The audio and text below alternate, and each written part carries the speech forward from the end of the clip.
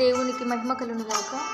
దేవుడు నా జీవితంలో చేసిన మేలులకు దేవుడికి ఎల్లప్పుడూ కృతజ్ఞతలు తెలియజేస్తున్నాను.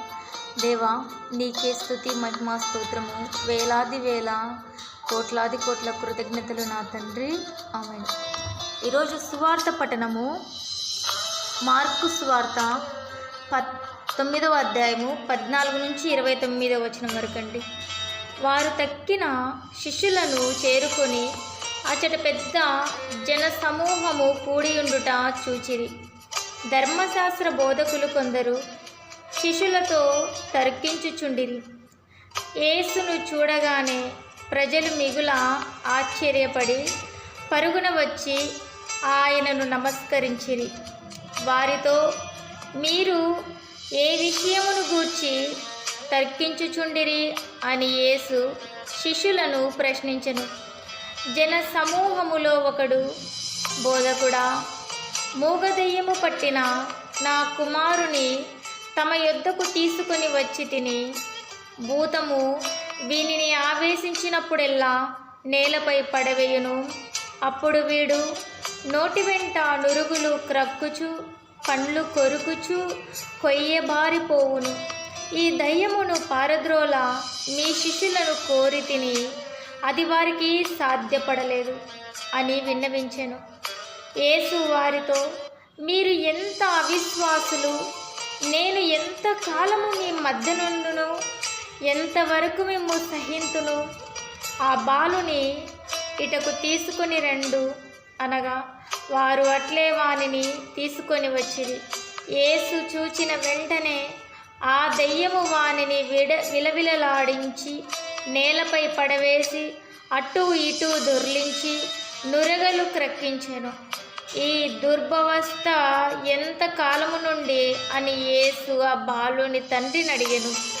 పసితనము నుండి అని బదులు చెప్పి, అనేక పర్యాయములు ఆ భూతము వీనిని నాశనమునకు చేయవలెనని నీళ్లలోను నిప్పులలోనూ పడవేయుచున్నది. తమకిది సాధ్యమగునేని నాపై కరుణించి సాయం చేయుడు అని ప్రార్థించెను. అందుకు యేసు, సాధ్యమగునేని అనుచున్నావా? విశ్వసించు వానికి అంతయు సాధ్యమే అని పలికెను. అప్పుడు ఆ బాలుని తండ్రి, నేను నమ్ముచున్నాను, నాకు అవిశ్వాసము లేకుండానట్లు తోడ్పడుము అని ఎలుగెత్తి పలికెను. అంతటా జన సమూహము నెట్టుకొనుచూ వచ్చి ఆయన చుట్టూ చేరుట యేసు చూచి, దయ్యమును ఉద్దేశించి, మూగా చెవిటి దయ్యమా, ఈ బాలుని విడిచిపొమ్ము, మరెన్నడూ వీనిని ఆవేశింపకము అని శాసించెను. ఈరోజు ధ్యానాంశము ప్రార్థన యొక్క బలం. మనము చేసే ప్రార్థన యొక్క బలం. ప్రార్థన వలన తప్ప మరే విధమునను ఇట్టి దయ్యములను పారద్రోల సాధ్యపడదు. ఆయన తన మొరపెట్టు వారికి చేరువలోనే ఉండును. చిత్తశుద్ధితో ప్రార్థన చేయువారికి దాపులోనే ఉండును. కీర్తన 145:18 వచనం అండి. ఆయన తనకు మొరపెట్టు వారికి చేరువలోనే ఉండును. చిత్తశుద్ధితో ప్రార్థన చేయువారికి దాపులోనే ఉండును. ఆమేన్. మనము పరిశుద్ధ గ్రంథము చదివినప్పుడు మనకు ప్రార్థన యొక్క ప్రాముఖ్యత చక్కగా అర్థమవుతుంది. పాత నిబంధనలో అనేక మంది భక్తులు ప్రార్థన ద్వారా దేవునికి దగ్గరగా జీవించడం మాత్రమే కాకుండా గొప్ప వరాలను పొందినట్లు మనము తెలుసుకుంటాం. నూతన నిబంధన గ్రంథములో యేసు ప్రభు తాను చేసిన ప్రతి కార్యము కూడా ప్రార్థనతో ప్రారంభించినట్లు గమనిస్తాం. ఆయన ప్రార్థన చేయడం మాత్రమే కాకుండా ప్రార్థన ఎలా చేయాలో కూడా తన శిష్యులకు నేర్పించాడు. ప్రార్థన వలన ప్రయోజనాలేంటి? ప్రార్థన అంటే దేవునితో సంభాషించడం, ఆయనను ఆరాధించడం. మనం దేవునిపై మనసు లగ్నం చేయడానికి, మన తోటి వారికి మన తోటి వారికి మంచి సంబంధం కొనడానికి కూడా ప్రార్థన ఉపయోగపడుతుంది.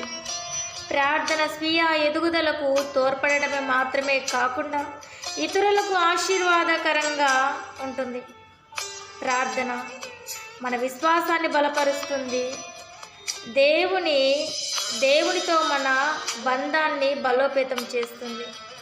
దేవుని చిత్తాన్ని తెలుసుకోవడానికి ఉపయోగపడుతుంది.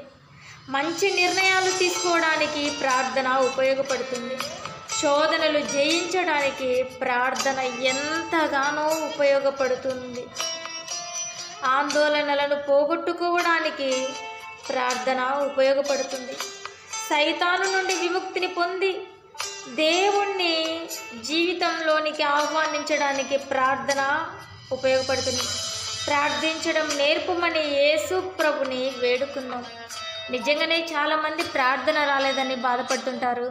ప్రార్థన ఎలా చేయాలో మాకు తెలియదని చాలామంది అనుకుంటారు.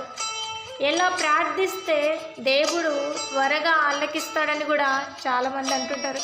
ఇంకొంతమంది అయితే ఎవరెవరికో ఫోన్లు చేసి, అంటే సేవకులకు ఫోన్ చేయడము, మిగతా వారికి ఫోన్ చేయడము, ఇంకొకరికి ఫోన్లు చేసి, ఏవండి మా కొరకు ప్రార్థించండి, మా సమస్యలు ఇలా ఉన్నాయి, మా కోసం ఇలా ప్రార్థించండి, మా కొరకు ఇలా మొరపెట్టండి అని చాలామంది మధ్యవర్తుల్ని మిగతా వాళ్ళని అడుగుతుంటారు.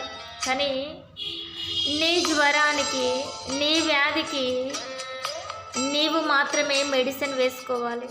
ఇతరులు వేసుకుంటే అది నీకు పనిచేయదు కదా. మిత్రమా, ఒక మాట చెప్పనా, దేవుడు నీ ప్రార్థన ఆలకిస్తాడని నువ్వు నమ్ము. దేవుడు నీ పైన ఎప్పటికీ తను చూస్తున్నాడని నీవు నమ్ము. దేవుని పైన నీవు ఆధారపడడం నమ్ము. వారిని అడిగి వీరిని అడిగిన కాదు. దేవుడు నీ ప్రార్థన ఆలకించడం అనేది నీ తలంపులలో నుంచి తీసే. మొదటిగా దేవుని సన్నిధిలో ఉండు. దేవుని ఎడల, తండ్రి నాకు నువ్వు ఈ కార్యం చేస్తావని నేను విశ్వసిస్తున్నాను. తండ్రి నీకు మొరపెడితే అసాధ్యమైనది ఏదీ కూడా లేదని నేను విశ్వసిస్తున్నాను. దేవా, నాకు నీవు తప్ప ఎవరున్నారు? నా జీవితమే నీవు మలిచిన ఒక గొప్ప వరము. ఈ తాత్కాలికమైన శోధనలు నేను జయించినట్లు దయతో నన్ను చూడవా? నాకు ఈ శోధన నుంచి విముక్తి కలిగించవా? ఈ చిన్న సమస్యకు నేను లోబడకుండా, భయపడకుండా నన్ను కరుణించవా? ప్రభువా, నీకు అసాధ్యమైనది ఏముందయ్యా? నా చెడు తలంపులు తీసి, నా అనారోగ్యం తీసి, నన్ను నీ కృపలో వాడుకు. నాకు ఎల్లప్పుడూ తోడుగా ఉండు. ఒక్కసారి అడగండి, ఒక్కసారి అడగండి, ఖచ్చితంగా చేస్తాడు. విశ్వాసంతో అడగండి, కన్నీరు కారుస్తూ అడగండి. సౌలు శీలలు చెరసాలలో ఉండి ప్రార్థించినప్పుడు చెరసాల బ్రద్దలైపోయిందండి. ఏలియా మీ వంటి వారే అంటున్నాడు దేవుడు. ఏలియా మన వంటి వారే. ఆయన ప్రార్థిస్తే వర్షాలు పడకూడదని ప్రార్థిస్తే వర్షాలు పడవు, పడాలని ప్రార్థిస్తే పడతాయి. ఏదైనా నేను విశ్వసించి నమ్మకంతో ప్రార్థిస్తే గొప్ప కార్యాలు చూస్తామని యేసుక్రీస్తు అతి పరిశుద్ధ నామములో అడిగి